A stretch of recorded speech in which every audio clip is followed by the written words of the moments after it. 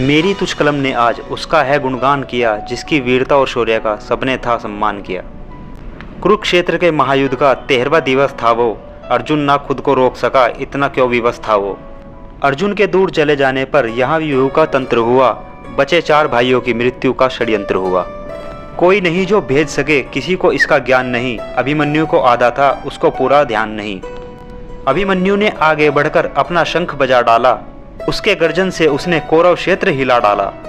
चक्रव्यूह में घुसते ही उसने कई वीरों के प्राण लिए, पार्थ पुत्र होने के उसने हर घड़ी कई प्रमाण दिए। उसकी शूरवीरता देख सब कौरव स्तंभ हुए, पार्थ पुत्र को ऐसे पाकर द्रोणाचार्य मंत्रमुग्ध हुए। उसने तो कुछ ही बाणों में लक्ष्मण को था मार दिया, अब उसने दुर्योधन को उसका पुत्र शीश उपहार दिया। एक एक करके अब उसने 7 स्तरों को भेद दिया। शूरवीर अभिमन्यु ने कौरव सेना को रगेद दिया। अभिमन्यु से लड़ते लड़ते अब तो सभी हार गए थे। उस अश्वत्थामा से पूछो जिसके खाली वार गए थे। अब अश्वत्थामा ने जब उसके रथ को तोड़ दिया, उसने अपने अस्त्र शस्त्र को अब वहीं पर छोड़ दिया।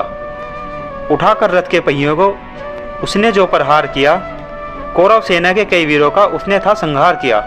क्षण भर के लिए न विचलित था वीरों की उसको पीर कहाँ, मृत्यु को था चौंकाया उस अभिमन्यु जैसा वीर कहाँ। एक निहत्थे बालक को उन 7 ने घेर लिया, उसका रक्त बहाने को अब तलवारों को हेर लिया।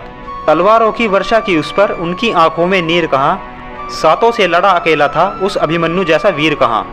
कुरुक्षेत्र के महायुद्ध में बालक वीर वही था एक, उस पर तलवारें रोक सके ऐसा कोई नहीं था नेक। शौर्य पराक्रम से लड़कर उसने अपने प्राण दिए, महावीर होने के पार्थ पुत्र ने कई प्रमाण दिए। सब पांडवों के बीच में अब जो दुख की लहर उठी, उसे देखकर सृष्टि भी कुछ पल के लिए सहम उठी।